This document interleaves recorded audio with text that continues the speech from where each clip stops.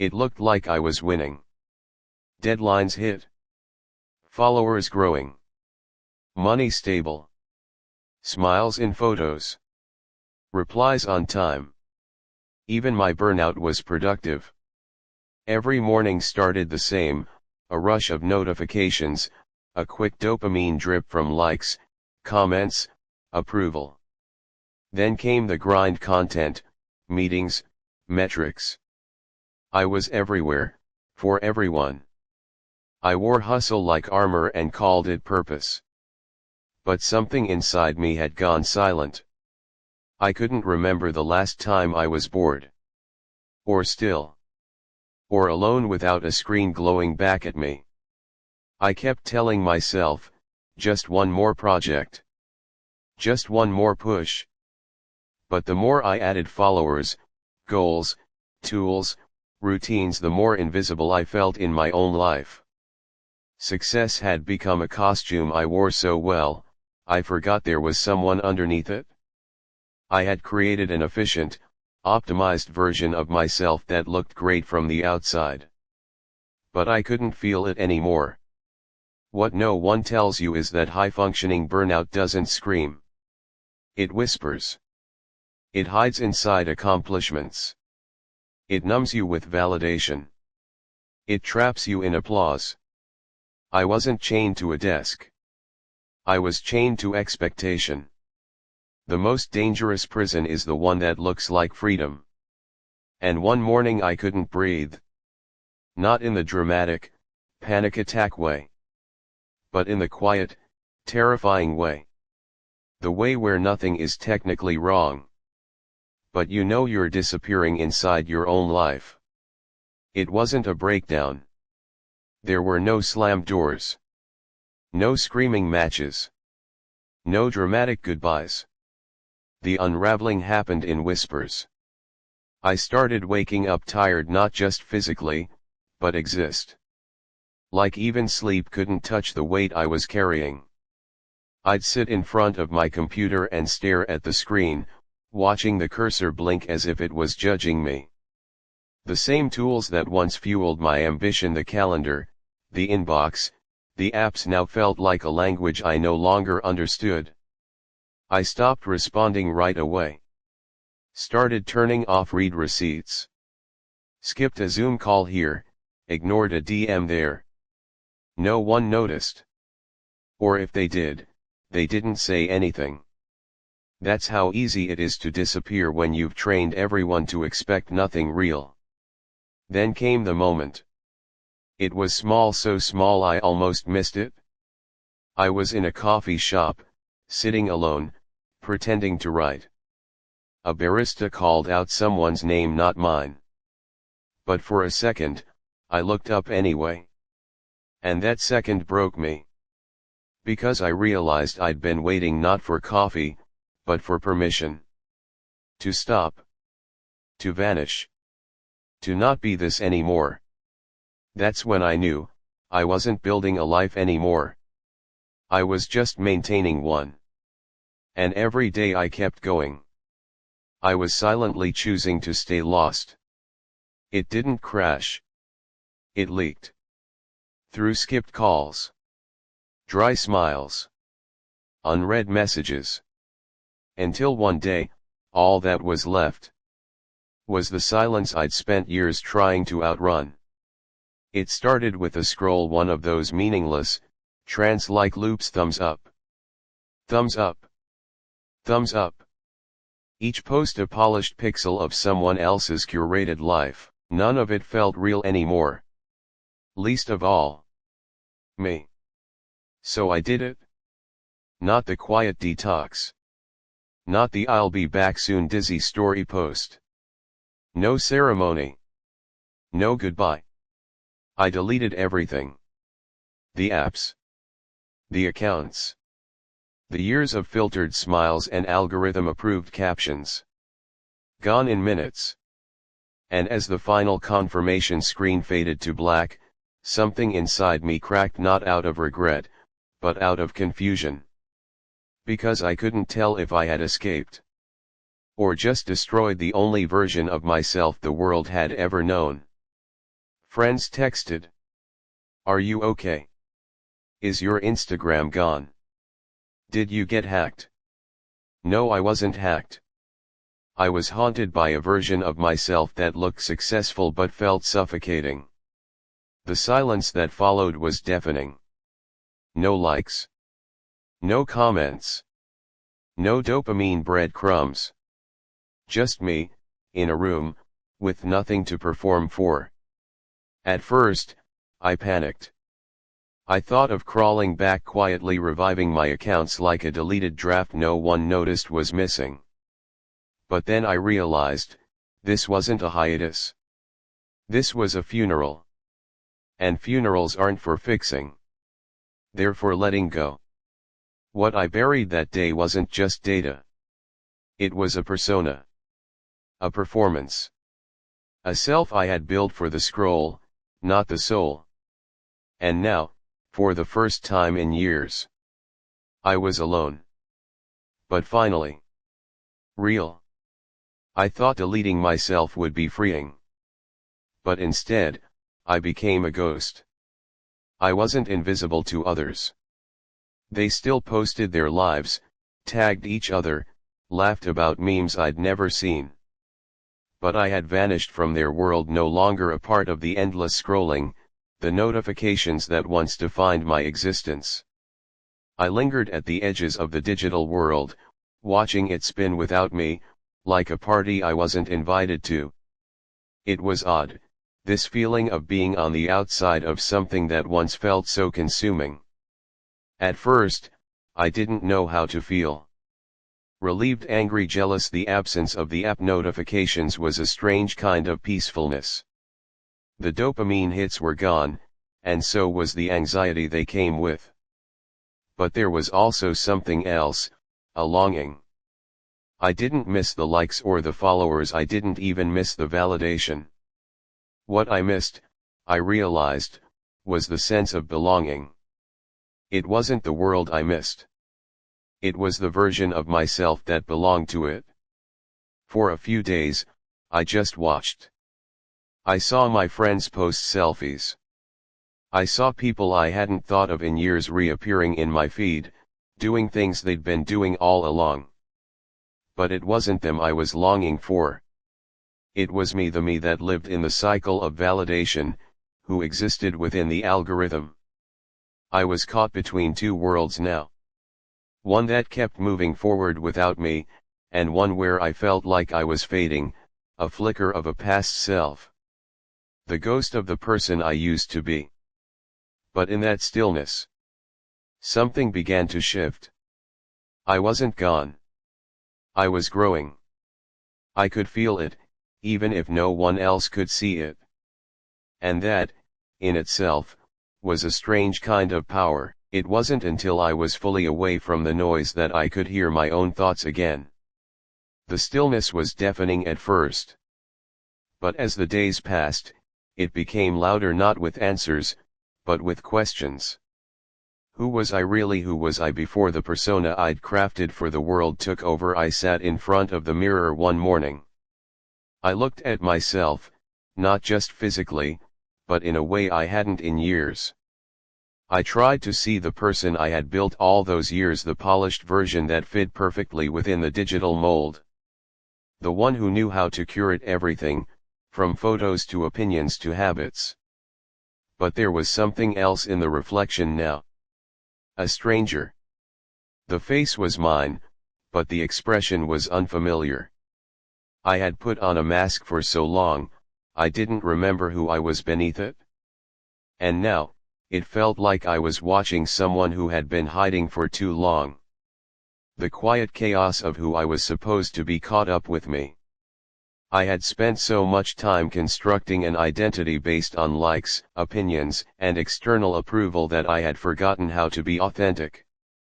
I didn't just feel lost. I felt betrayed by the version of myself I'd created to survive a world that didn't know how to stop demanding. The curated self, the influencer, the version of me who existed to perform for others, wasn't me at all. It was a lie I had swallowed so many times, I believed it was real.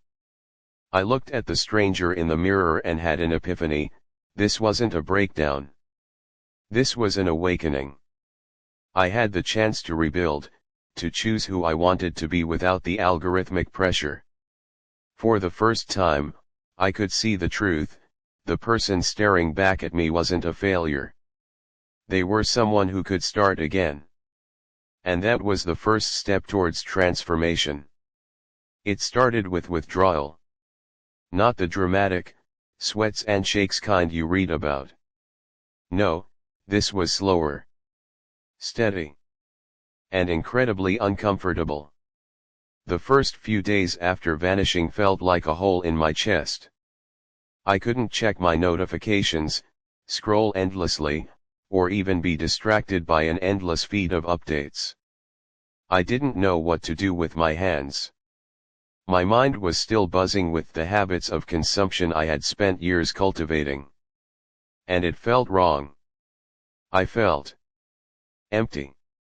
There was a void where the noise used to be. I would sit in my apartment and stare at the walls. The ticking clock became louder. I was becoming allergic to silence. But then slowly something started to shift. I started to walk. Not with a goal in mind, just walking for the sake of walking. The act was almost meditative. My mind would drift, unburdened by the need to check my phone or respond to a notification. The walk became a conversation with myself. I let my thoughts roam freely, without a script or an agenda. I started journaling. I wrote things down that felt unimportant before. I scribbled my frustrations, my joy, and the things that had been buried under layers of distraction. I wasn't writing for anyone but myself. The pages became a map of what had been cluttering my mind for years. No social media validation, no need for likes, just raw words spilling onto paper. I noticed things I hadn't in years. The way the sunlight looked different in the morning, how the air felt crisper, how the stillness brought clarity. And in those quiet moments, I found pieces of me that had long been lost. Creativity began to seep in. Not the kind I had learned to post or perform for others, but something deeper. Ideas that had been waiting in the wings, suffocated by the constant noise of notifications and likes, began to emerge. I felt more alive than I had in ages. It was like I could hear my inner voice clearly for the first time. But the weirdest part, I was no longer creating for the approval of others. I created for myself. The pressure to produce, to be constantly seen, evaporated. What I made now felt pure, like it came from the core of who I truly was, not from the need to impress or show off. The detox was painful, yes. But it was the kind of pain that healed, the kind that birthed growth. And when the noise finally stopped, the silence made space for me to breathe, and in that space, I found a new version of myself. It was only a matter of time. I knew it was coming. The lure of returning, even just for a moment, would creep up. The pull was strong. One click, one post, and all the things I had worked so hard to escape would flood back. It started with a simple notification. A message from an old friend. "Hey, we miss your updates. You should post again." It was harmless enough. Then came the siren call. It wasn't just one message. It was an entire series of subtle temptations. Old work opportunities that popped up, a client who needed a quick response, a follow-up from a brand that had once wanted to collaborate.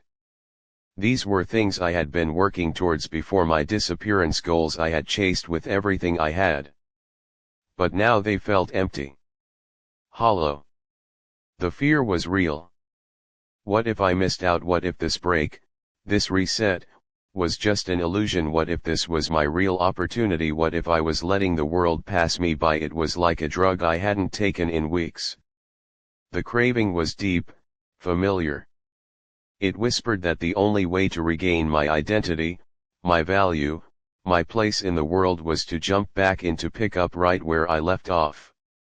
But then, I remembered. I remembered the stillness. The clarity.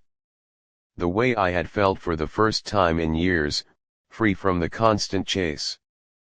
I didn't need validation. I didn't need the algorithm. What I had found in the silence was more powerful than any notification or social media post. I faced a choice: would I be tempted to return to the comfort of what was familiar, or would I stay in the uncomfortable truth of what I had become? One click could take me back to the old me. But it wasn't the real me. It was the version shaped by others' opinions and the constant need for attention, and if I pressed that button, I would lose all the ground I had gained. I didn't just need to fight the temptation. I needed to fight the belief that I was incomplete without it. I put the phone down. And with each minute that passed, I felt stronger. The world continued to turn, and I had no part in it. For the first time, that was okay. The temptation to return to the old life was gone. What I needed now wasn't just a new life, I needed a new identity. Not a superficial change, but something deeper, something that could not be captured. I started slowly. I didn't rush back into the world I had left behind. Instead, I carefully crafted the version of myself I wanted to become. It wasn't about presenting a perfect picture to the outside world anymore, it was about aligning what was inside with what I wanted to show. The first step: breaking free from the mirrors. For so long, I had defined myself by the reflection I saw on a screen. The likes, the comments, the followers, they all served as mirrors, showing me who I was, or, more accurately, who I had become. But now, I didn't want to look for validation outside of myself. So I stopped checking. I stopped comparing. I stopped performing. I experimented with new habits, simple, quiet things that didn't require an audience. I wrote more, not for an article or a post, but for me. I painted, not because it was content, but because I enjoyed the process. I didn't tell anyone. I just did it. I wore clothes that felt authentic, not based on trends or what was expected of me. I felt more like myself when I wasn't performing for others.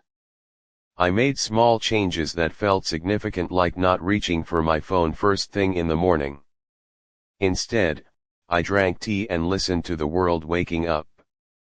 I rearranged my apartment, making it a space where I could feel instead of just do. I no longer needed distractions. My surroundings became quieter. My thoughts clearer. The most transformative decision came when I chose a new name. It wasn't a legal change, but it was symbolic.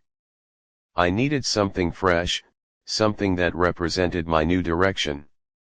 So, I picked a new alias for the digital world, one that had no history, no baggage.